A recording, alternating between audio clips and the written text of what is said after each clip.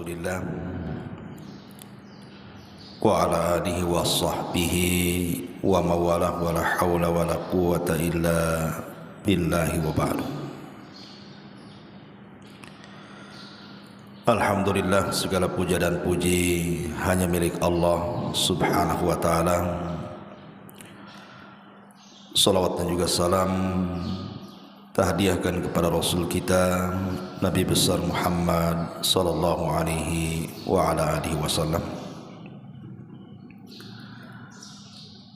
Alhamdulillah, subuh kali ini kita bisa duduk untuk melaksanakan kewajiban Allah subhanahu wa ta'ala, salat subuh berjamaah.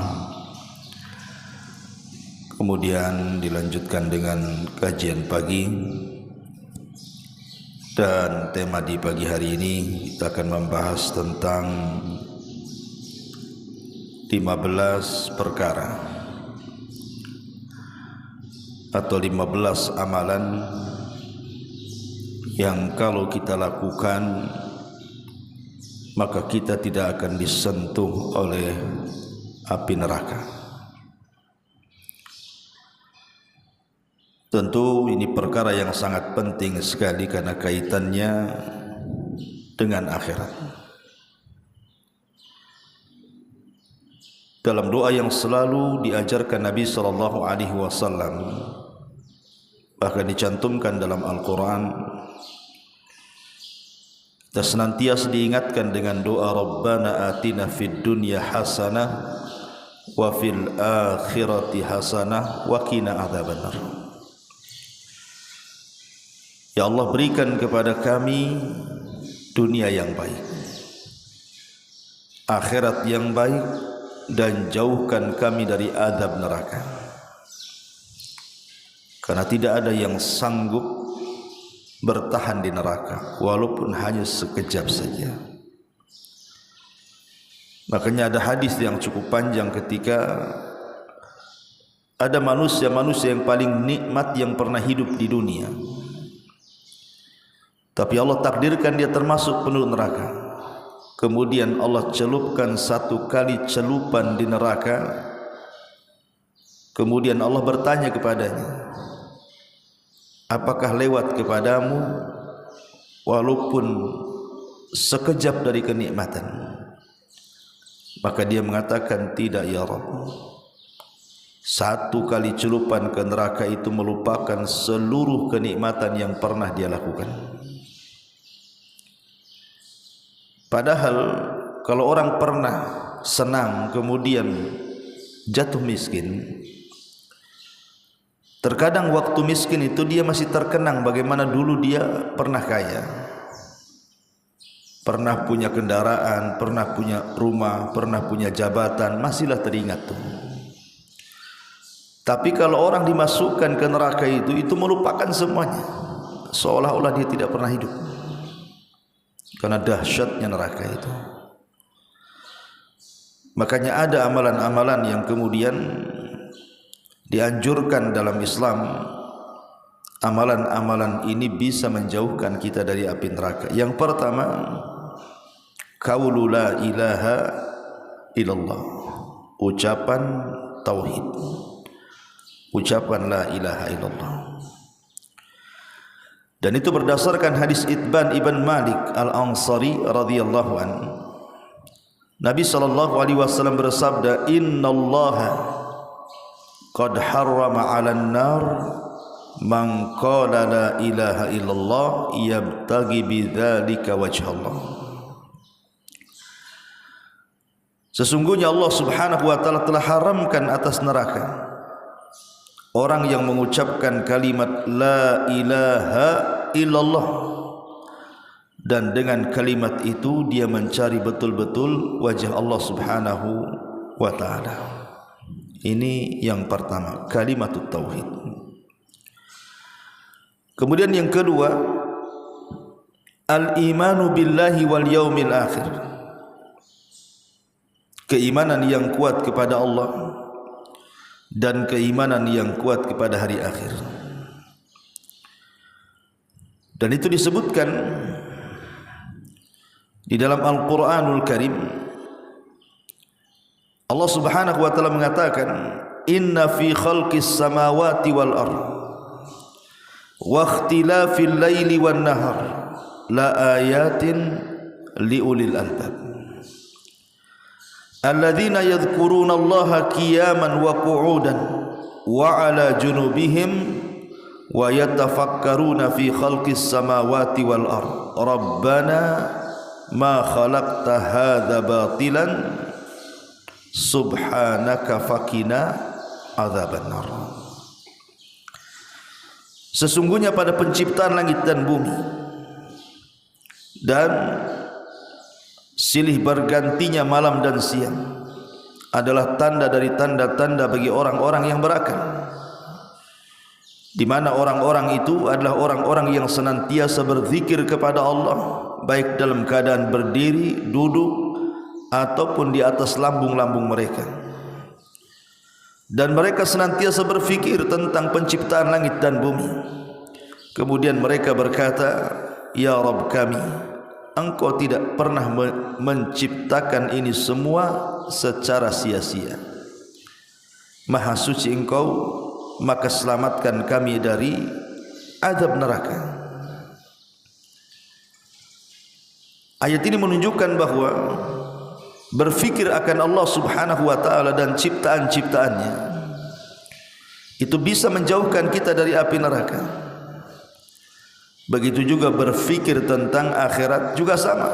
Makanya doa tadi menunjukkan bahwa kita disuruh untuk berdoa kepada Allah, Rabbana atina fid dunya hasanah wa fil akhirati hasanah. Setelah kita meminta akhirat yang baik, kemudian kita diajarkan untuk berlindung dari api neraka. Waqina adzabannar. Ini yang kedua. Yang ketiga, as-salawatul khams. Salat 5 waktu. Ala mawaqitiha, tentu dilaksanakan dengan cara tepat waktu. Disebutkan dalam hadis Hanzalah al-Asadi radhiyallahu anhu, dikeluarkan Imam Muslim dan yang lainnya, Nabi SAW mengatakan, "Man hafadha ala salawatil khamsi ala wudu'iha wa mawaqitiha wa ruku'iha wa sujudiha yaraha haqqan lillah alaihi harrama 'alan nar." Barang siapa yang menjaga salat 5 waktu, dia jaga wudunya, dia jaga waktu-waktunya, dia jaga ruku dan sujudnya, maka kewajiban Allah mengharamkan padanya api neraka. Kemudian yang keempat, salat fajar berjamaah, salat subuh berjamaah. Nabi SAW mengatakan dalam hadis Anas ibn Malik radhiyallahu anhu, kata Nabi SAW, "Man shalla lillahi arba'ina yawman fi jama'atin yudrik at-takbiratal ula kutibat lahu bara'atani, bara'atu min nar wa bara'atu minan nifaq." Kata Nabi SAW, barang siapa yang salat karena Allah, dalam riwayat salat subuh 40 hari saja dan berjamaah, dia mendapatkan takbiratul ihram, maka akan dicatat 2 keutamaan. 1, dilepaskan dari neraka, dan 2, dilepaskan dari sifat kemunafikan. Kemudian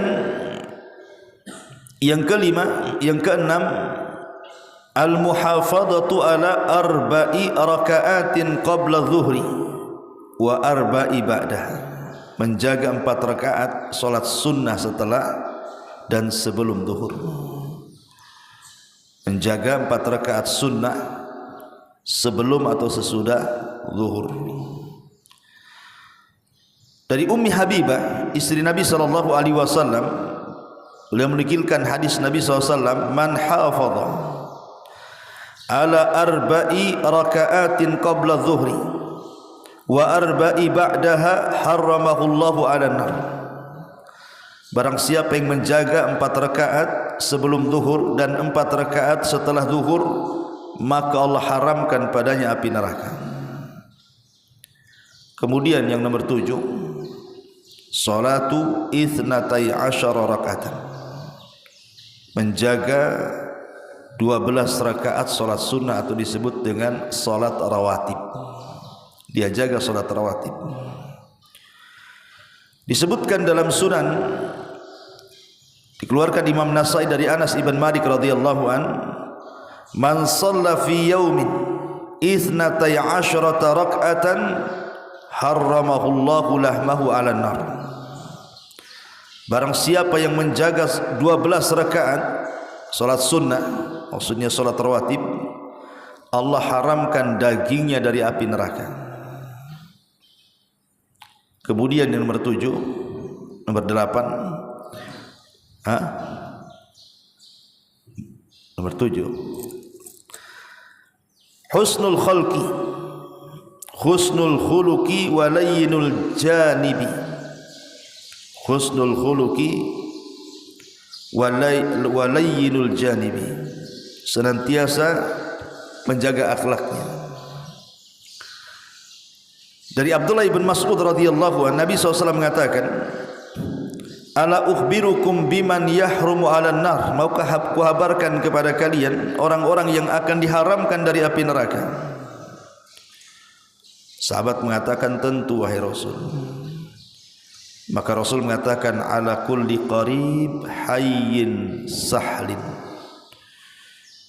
dia pun memiliki akhlak yang mudah, akhlak yang lembut terhadap orang-orang dekatnya.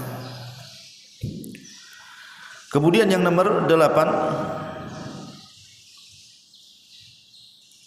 salat asar di awal waktunya. Disebutkan dalam Sahih Muslim dari Ibni Umar, dari bapaknya, Nabi mengatakan, la yalijun nar man shalla qabla tulu'i syamsi wa qabla ghurubiha. Tidak akan disentuh api neraka orang yang salat sebelum terbit matahari, maksudnya subuh, wa qabla ghurubiha, dan sebelum terbenam matahari, maksudnya salat asar. Jadi siapa yang salat subuh tepat waktu dan salat asar tepat waktu, maka akan dijauhkan dari api neraka. Yang ke-9, taghbir al-qadami fi sabilillah, semata-mata hanya menebarkan debu ketika jihad, maka itu sudah cukup bagi dia dijauhkan dari api neraka. Jadi kalau kita terlibat dalam jihad di jalan Allah, kemudian kaki kita atau mungkin kaki kuda kita atau kaki kendaraan kita itu sampai mengepulkan debu, itu sudah cukup bagi dia untuk dijauhkan api neraka. Dalam sebuah hadis yang dikeluarkan oleh Imam Bukhari, Nabi mengatakan, manir barrat qadamahu fi sabilillah harramahullahu 'alan nar. Barang siapa yang melumuri kedua kakinya di jalan Allah dengan debu, maka Allah Subhanahu wa taala akan jauhkan padanya dari api neraka. Kemudian yang nomor 10, yang nomor 10 adalah memperbanyak sujud. Dan sujud ini mencakup sujud salat, sujud di luar salat, kan itu namanya sujud kan banyak, ada sujud tilawah, ada sujud syukur, ada sujud dalam salat sahwi, dan begitu seterusnya. Nabi mengatakan, haramallahu 'alan nar an ta'kula athara sujud. Allah haramkan di neraka, di mana neraka tidak mungkin memakan bekas-bekas sujud orang. Kemudian yang nomor 11, zikrullah wa tauhiduhu indal maut, mengingat Allah dan mentauhidkan Allah saat menjelang kematiannya. Sebutkan Dalam hadis Abi Hurairah radhiyallahu an dan Abi Sa'id Al-Khudri radhiyallahu an, bahwa keduanya pernah menyaksikan Nabi sallallahu alaihi wasallam bersabda, "Idza qala al-'abdu la ilaha illallah wallahu akbar." Apabila seorang hamba mengucapkan la ilaha illallah Allahu akbar, maka Allah akan berkata, "Shadaqa 'abdi, hambaku telah benar. La ilaha illa ana wa ana akbar." Karena saya tidak ada sembahan yang berhak disembah kecuali saya, dan saya adalah akbar, kata Allah. Wa idza qala al-'abdu, dan apabila seorang hamba mengatakan la ilaha illallah wahdah, tidak ada sembahan yang berhak disembah kecuali Allah saja, maka Allah akan mengatakan, "Shadaqa 'abdi, hambaku telah benar. La ilaha illa ana wahdi." Karena saya adalah satu-satunya yang tidak berhak disembah kecuali saya. Wa idza qala la ilaha illallah la syarikalah, apabila seorang hamba mengatakan tidak ada sembahan yang berhak disembah kecuali Allah dan tidak ada sekutu baginya, maka Allah mengatakan, "Shadaqa 'abdi, hambaku telah benar. La ilaha illa ana wa la syarikali." Tidak ada sembahan yang berhak disembah kecuali saya dan saya tidak punya sekutu. Apabila seorang hamba mengatakan wa idza qala la ilaha illallah lahul mulku wa lahul hamdu, tidak ada sembahan yang berhak disembah kecuali Allah, bagi dia kekuasaan dan pujian, maka Allah mengatakan, "Shadaqa 'abdi, hambaku telah benar. La ilaha illa ana li al mulku wa li al hamdu." Karena tidak ada sembahan yang berhak disembah kecuali diriku, akulah pemilik kerajaan dan akulah pemilik pujian itu.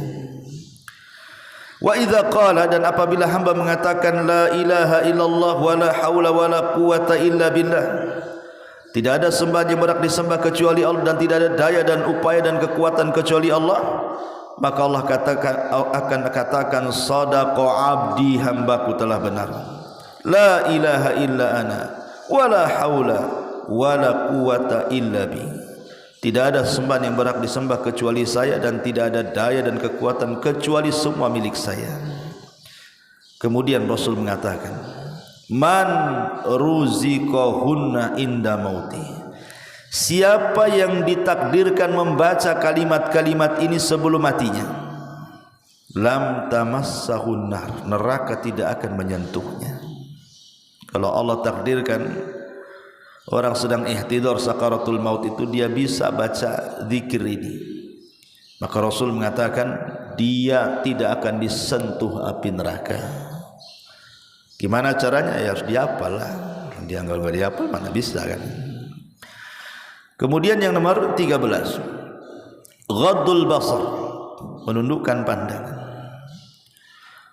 Diriwayatkan oleh Imam Tabrani dalam Mu'jam Al-Kabir dari Bahz ibn Hakim, dari bapaknya, dari kakeknya, Rasul mengatakan, "Salasatun la tara a'yunuhumun nar." 3 kelompok mata mereka tidak akan melihat api neraka.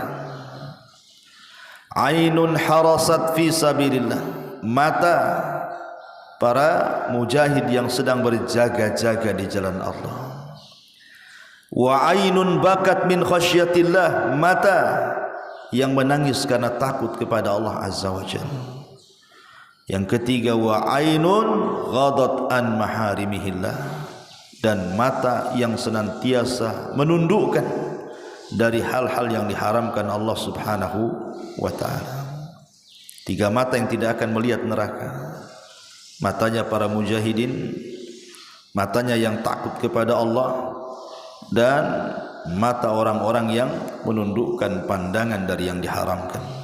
Kemudian yang nomor 14, as-sabru ala faqdil walad, sabar ketika kehilangan anak yang dicintainya. Dari Abi Hurairah radhiyallahu anhu, Nabi mengatakan, la yamutu li ahadin minal muslimin salasatun minal waladi fatamassahun nar illa tahillatal qasami.